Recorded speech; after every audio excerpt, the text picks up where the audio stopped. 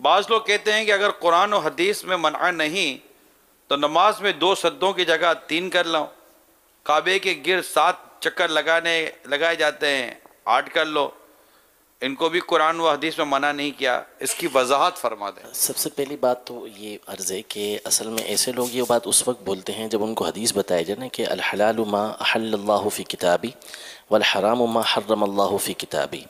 وما سکت عنہ من غیر نسیان فہو عفو، کہ حلال وہ ہے جسے اللہ نے اپنی کتاب میں حلال قرار دیا،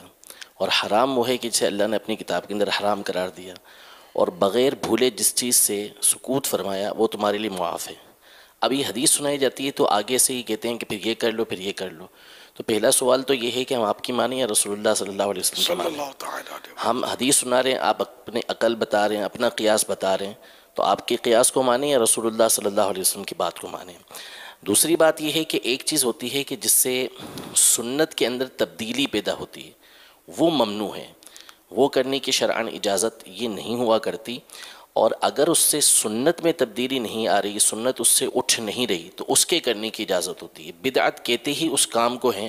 اس نئے کام کو ہیں کہ جس سے سنت اٹھ جاتی ہے۔ تو اب جو 8 چکر لگائے جائیں گے تو یہ نبی کریم صلی اللہ تعالیٰ علیہ وسلم کی سنت کی خلاف ورزی ہوگی، 3 سجدے کیے جائیں گے تو نبی کریم صلی اللہ تعالیٰ علیہ وسلم کے طریقے کی خلاف ورزی ہوگی، جبکہ اذان سے پہلے درود شریف پڑھنا یا دیگر کام کرنا اس سے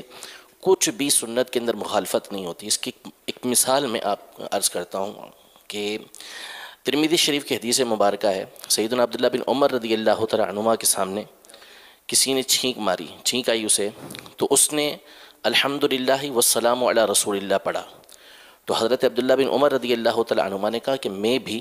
یہ رسول اللہ صلی اللہ علیہ وسلم پر سلام پڑھتا ہوں، لیکن ہمیں حضور علیہ الصلوۃ والسلام نے اس طرح نہیں سکھایا، ہمیں سکھایا الحمدللہ الحمدللہ علی کل حال، اس طریقے سے پڑھنا چاہیے۔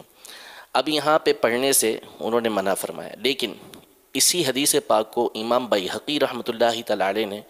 شعب الایمان میں 2 سندوں کے ساتھ روایت کیا، جس میں کسی شخص نے الحمدللہ رب العالمین کہا تو آپ نے اس سے فرمایا کہ تو حضور علیہ الصلوۃ والسلام پر سلام کرنے میں بخل کیوں کرتا ہے، تو پورا کر لیتا والسلام علی رسول اللہ،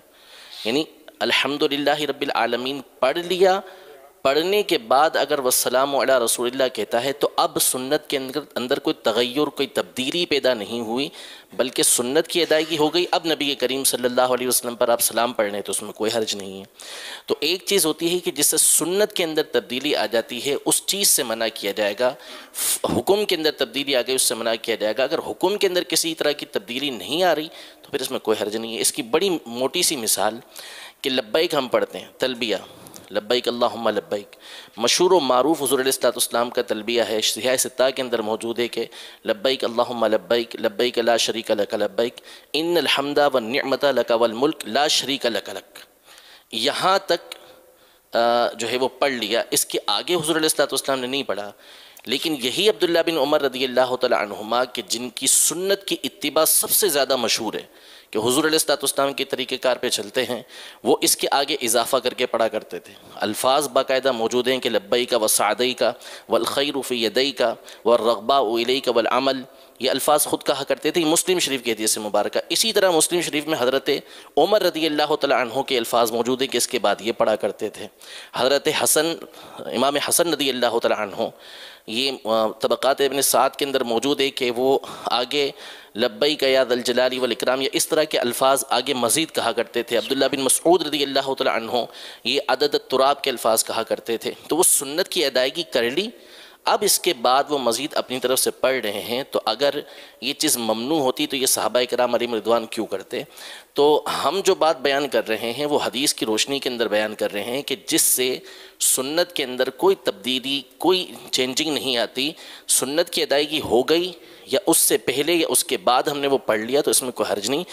جن چیزوں سے ممانعت آئی ہے وہ ہے کہ جس کی وجہ سے سنت اٹھ جایا کرتی ہے۔ اسی کو حدیث پاک میں مسلم شریف کی حدیث کا جو مشہور و معروف جز ہے کہ جس نے اسلام کے اندر کوئی ایسا کام ایجاد کیا کہ جو برا ہے، من سن سنۃ سیئۃ فی الاسلام،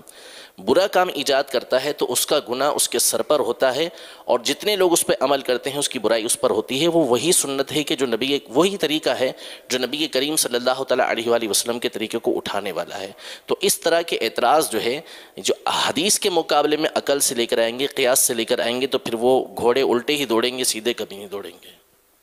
ماشاء اللہ۔